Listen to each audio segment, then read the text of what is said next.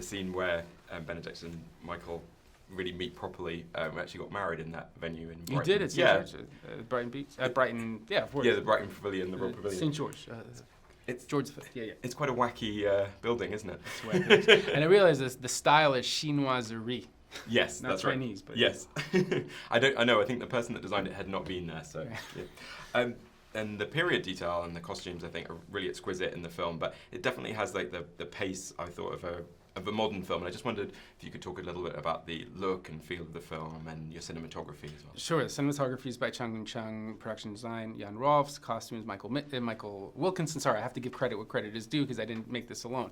But it was a movie about the future, not about the past. And there's no sense in making a movie about a time like this that it was stodgy and still and looked like an archival photograph where there was constant motion, constant ideas. Inventions and failures and so much ambition and men wanting to create the modern world, or what ended up being creating the world as we know it. So it deserved a movie that at least was trying to break some rules too. I love those strips of photographs that come across. Could you talk a little bit about that? Yeah, sure. The strips, there was a sequence where Edison famously was proving that his current was not lethal and his rival's was, and there were experiments on animals.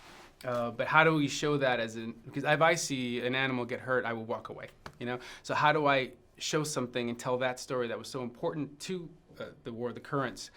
And so what was happening at the time is that Muybridge was beginning experiments, I think it's called chronophotography, that eventually led to early motion pictures, and then while Edison was also working on that in his lab with W.L. Dixon, but so the idea is to use his motion test on animals as a way to communicate that idea that Edison was doing in his labs was, I thought, a nice marriage because it became a subject matter and a plot point that an audience could stomach, while at the same time paying homage to a filmmaker that was going to be mentioned at the end in the final scene between the two men.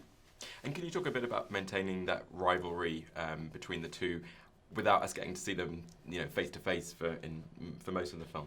Sure, it was just they were never going to inhabit the same space until the end, and that I attribute to Michael Mitnick's great script. So there was a structure to it already that intercut between both men in a way that I think you felt both of their presence, even when they weren't in the same room,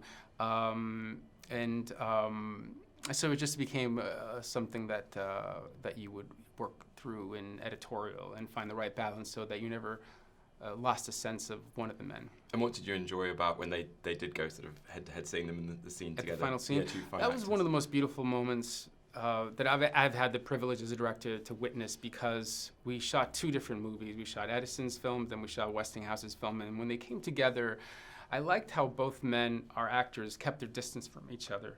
So when you see them in that final moment, in that final scene together, they really are interacting for the first time, as they would have as Westinghouse and Edison. So there wasn't a familiarity between takes. They kept their mutual respect and space. And I enjoyed how that made its way into the film. Alfonso, thanks very much. Thank you. Yeah. Yes, I loved how quiet they are as well. There's some intensity to it. Ladies and gentlemen, you're watching Hey You Guys!